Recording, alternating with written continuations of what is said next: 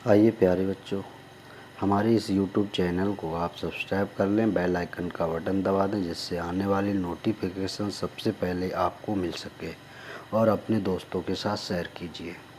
आइए चलते हैं प्रश्नावली 1.2। पहला क्वेश्चन दिया गया है कि नीचे दिए गए कथन सत्य हैं या असत्य, कारण के साथ अपने उत्तर दीजिए। तो पहला क्वेश्चन है कि प्रत्येक अपरिमेय संख्या एक वास्तविक संख्या होती है।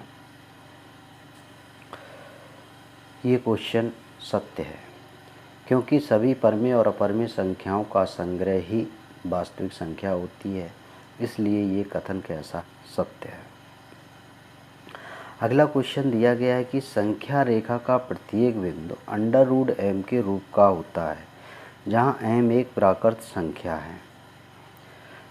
ये प्यारे बच्चों क्वेश्चन जो है वो असत्य है क्योंकि √2 और √3 के बीच अनंत संख्याएं होती हैं जो कि √m के रूप का नहीं होता है, जहाँ m एक प्राकृत संख्या है। तो जो हमारी प्राकृत संख्याएं होती हैं वो क्या होती हैं, 1 2 3 4 ऐसी डॉट डॉट होती हैं। तो यहाँ √2, अगर हम √2 की जो वैल्यू ज्ञात करेंगे तो 1.414 आएगी, जो एक प्राकृत संख्या नहीं है, इसलिए ये कथन कैसा होगा, असत्य होगा। अगला क्वेश्चन दिया गया है कि प्रत्येक वास्तविक संख्या एक अपरिमेय संख्या होती है। तो प्रत्येक वास्तविक संख्या एक अपरिमेय संख्या नहीं होती है, इसलिए ये कथन भी कैसा है, असत्य है। क्योंकि वास्तविक संख्याओं में परिमेय संख्याएं भी होती हैं, और जब वास्तविक संख्याओं में परिमेय संख्याएं होती हैं तो वो कह रहा है कि प्रत्येक वास्तविक संख्या एक अपरिमेय संख्या होती है, इसलिए ये कथन कैसा हो जाएगा, असत्य हो जाएगा। अब आइए अगला क्वेश्चन दिया गया है, क्वेश्चन नंबर 2 दिया गया है, क्या सभी धनात्मक पूर्णांकों के वर्गमूल अपरिमेय होते हैं? यदि नहीं तो एक ऐसी संख्या के वर्गमूल का उदाहरण दीजिए जो एक परिमेय संख्या है।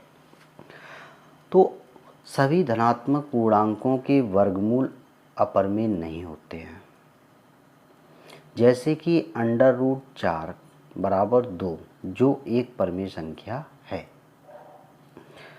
अगला क्वेश्चन दिया गया है कि दिखाइए कि संख्या रेखा पर √5 को किस प्रकार निरूपित किया जा सकता है। अब हमें √5 को एक संख्या रेखा पर निरूपित करना है।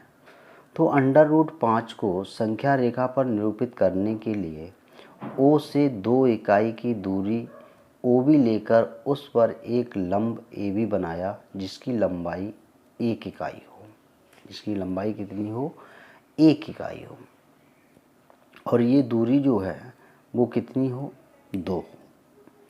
तो अगर ये O से 2 इकाई की दूरी OB, अगर ये दूरी जो है वो कितनी है, 2 इकाई है, और AB जो है वो कितना है, 1 है।